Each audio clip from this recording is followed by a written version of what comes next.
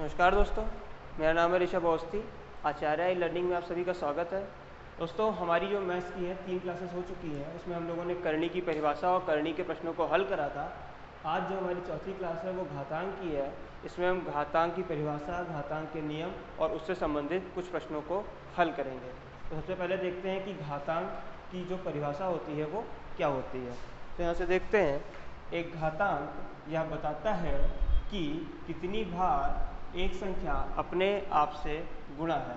इसका उदाहरण दिया गया है 3 की पावर 4 का। इसको आप इस तरीके से समझो, जैसे कि कोई संख्या 3 है और इसको 4 बार गुणा किया गया। तो यहाँ पे इस संख्या को अगर संक्षिप्त रूप में लिखना हो तो हम इसे 3 की घात 4 के रूप में लिख सकते हैं। वही यहाँ पे लिखा गया है। तो यहाँ पे जो 4 है ये इस संख्या का क्या है, घातांक है, और जो ये संख्या है ये इसे बोलते हैं आधार। तो यही आधार और घातांक में अंतर है। अब हम इससे संबंधित कुछ नियम देखेंगे कि घातांक के नियम क्या होते हैं। यहाँ पहला नियम जो दिया है, जैसे कोई संख्या a है, ये a से ही m बार तक गुणा होती चली गई। m बार का मतलब ये है, यहाँ पे कोई भी संख्या हो सकती है, 2, 3, 4, m का मतलब कुछ भी हो सकता है, वेरिएबल है ये। तो यहाँ पे a को m बार तक गुणा किया गया है। m टाइम्स तक अगर गुणा करेंगे तो यहाँ पे इसका मान जो प्राप्त होगा वो a की घात m प्राप्त होगा।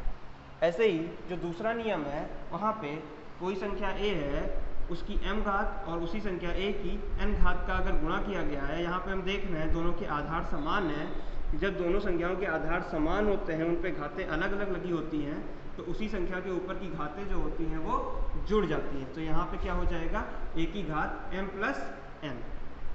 उसके बाद जो तीसरा नियम है वो भाग का है। अगर दो संख्याएं, इनका आधार समान है, उनके ऊपर घातें अलग अलग दी गई हैं और वो भाग कर रही हैं, तो वहाँ पे घातें जो होती हैं वो घट जाती हैं। या इसे आप ऐसे समझ सकते हैं, नीचे वाली जो संख्या है इसके ऊपर जो घात लगी है ये ऊपर वाली संख्या से आके घट गई। अब क्या है, अगर b की घात m है और इस पूरे की घात n है, तो ये दोनों घातें आपस में गुणा हो जाएंगी। अगर किसी संख्या के ऊपर 0 घात है, कोई भी संख्या हो, अगर 1 लाख, 2 लाख, 10 लाख, 50 लाख, कुछ भी संख्या हो, अगर उसकी घात 0 है तो हमेशा हर कंडीशन में उसका मान जो है वो 1 प्राप्त होगा।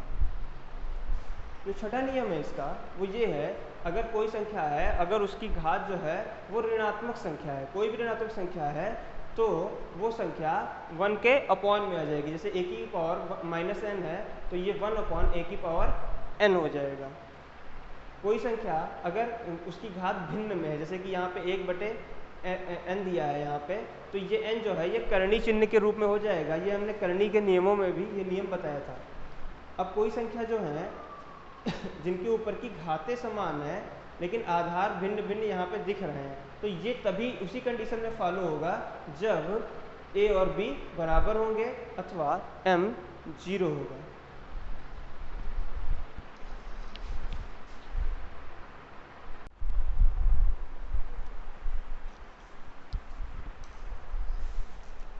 दोस्तों, अब हम कुछ प्रश्नों को हल करेंगे जिसमें देखेंगे कि घात के प्रश्न कैसे हल करे जाते हैं और इनको हल करने के क्या नियम हैं।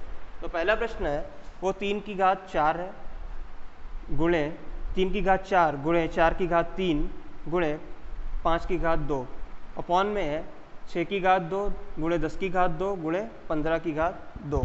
हम देखेंगे इस प्रश्न को कैसे हल करा जाएगा।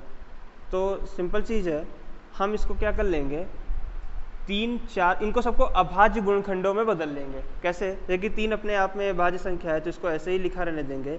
अब 4 जो है इसके 2 के गुणनखंड हो सकते हैं, तो इसको हम ऐसे लिख लेंगे 2 गुणे 2 और इसकी घात 3 जैसे लिखी थी वो लिखे रहने देंगे। और यहाँ पे 5 है, ये हो जाएगा 5 का स्क्वायर। इसको भी ऐसे ही, क्योंकि 5 अपने आप में एक अभाज्य संख्या है, इसको ऐसे ही लिखा रहने देंगे। अब यहाँ पे 6 है, इसको हम 2 गुणे 3 लिख सकते हैं, इसका ये स्क्वायर हो जाएगा। 10 है, इसको 5 गुणे 2 या 2 गुणे 5 लिख सकते हैं, इसका स्क्वायर हो सकता है ये। और 15 है, इसको 5 गुणे 3 या 3 गुणे 5 का स्क्वायर लिख सकते हैं। अब यहाँ पे 3 की घात 4 और ये दोनों जब ब्रैकेट खुलेगा तो यहाँ पे 2 की घात 3 गुणे 2 की घात 3 गुणे 5 का स्क्वायर। यहाँ पे भी यही चीज़ होगी, ये 2 का स्क्वायर हो जाएगा, ये 3 का स्क्वायर हो जाएगा, फिर ये 2 का स्क्वायर हो जाएगा, फिर 5 का स्क्वायर, फिर 3 का स्क्वायर और फिर 5 का स्क्वायर। हमने एक घातांक का एक नियम पढ़ा था कि जिनके आधार समान होते हैं उनकी घातें आपस में जुड़ जाती हैं। तो इसको हम लिख सकते हैं 3 की घात 4 गुणे, ये दोनों 2 के आधार समान है तो इनकी घातें हो जाएंगी 3 + 3 यानी 6 गुणे 5 का स्क्वायर। नीचे भी यही करेंगे, यहाँ पे ये 2 है, ये 2 है, तो इन दोनों के आधार समान है तो इनकी घातें जुड़ जाएंगी, तो 2 की घात 4 हो जाएगा। यहाँ पे ये 3 है, ये 3 है, तो यहाँ पे 3 की घात 4 हो जाएगा, और उसके बाद ये 5 है और ये 5 है, तो यहाँ पे 5 की घात 4 हो जाएगा। अब हम यहाँ पे इसको देखेंगे तो 3 की घात 4 और ये 3 की घात 4 कट जाएगा। हमने एक घातांक का नियम पढ़ा था, उसमें ये पढ़ा था कि अगर दोनों के आधार समान हैं और इनके ऊपर अलग अलग घातें लगी हैं तो नीचे वाली घात ऊपर जाके घट जाती है। तो यहाँ पे देखेंगे, अगर हम 2 की घात 4 को 2 की घात 6 ये ऊपर ले जाएंगे तो ये 2 की घात 6 में से 4 घट जाएगा, तो यहाँ पे बचेगा ऊपर 2 का स्क्वायर। ऐसे ही 5 की घात 2 ऊपर है और 5 की घात 4 नीचे है, तो यहाँ पे हम ऊपर अगर हम इसको लाएंगे तो ये माइनस में हो जाएगा, इसलिए हम क्या करेंगे, इसको नीचे ले जाते हैं, तो ये माइनस में हो जाएगा। तो यहाँ पे अपॉन में 5 की घात 4 में से अगर 5 का स्क्वायर 5 की घात 2 घटेगी तो यहाँ पे 5 की घात 2 बचेगा। तो अब हम 2 का स्क्वायर हमें पता है कि 4 होता है और 5 का स्क्वायर होता है 25।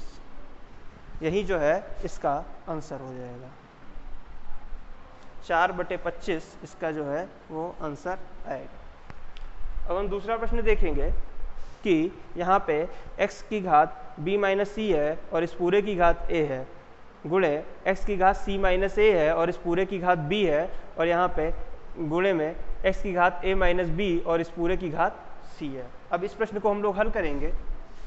अब देखेंगे कैसे हल होता है ये। हमने बताया था अगर x की घात a की घात कुछ भी है और उस पूरे की घात कुछ हो तो ये वाली घात इस घात से गुणा कर जाएगी। तो यहाँ पे हो जाएगा x की घात b - c से जब a गुणा करेगा, उसके बाद दूसरे वाले में x की घात c - a से b गुणा करेगा, और यहाँ पे x की घात a - b से c गुणा करेगा। तो ये हो जाएगा x की घात b और a से गुणा करेगा तो ये ab हो जाएगा, और c a से गुणा करेगा तो ac हो जाएगा।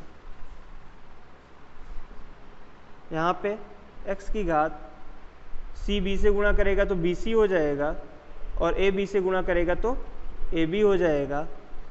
फिर a c से गुणा करेगा तो ac, और b c से गुणा करेगा तो bc। अब तीनों के आधार समान है तो यहाँ पे घातें जुड़ जाएंगी, तो जो इसका हमें मान प्राप्त होगा x की घात ab - ac plus bc - ab plus ac - bc। अब हम देखेंगे ab में से ab घट जाएगा, ac में से ac घट जाएगा, और bc में से bc घट जाएगा, यानी x की घात जो हमें प्राप्त हुई वो क्या मिली, वो 0। और हमने घातांक का एक नियम पढ़ा था, यदि किसी भी संख्या की घात 0 है तो उसका मान जो होगा वो 1 होगा। यही इसका आंसर है। अगर आपको हमारा ये वीडियो पसंद आया हो तो प्लीज़ इस वीडियो को लाइक करें, सब्सक्राइब करें और शेयर करें। धन्यवाद।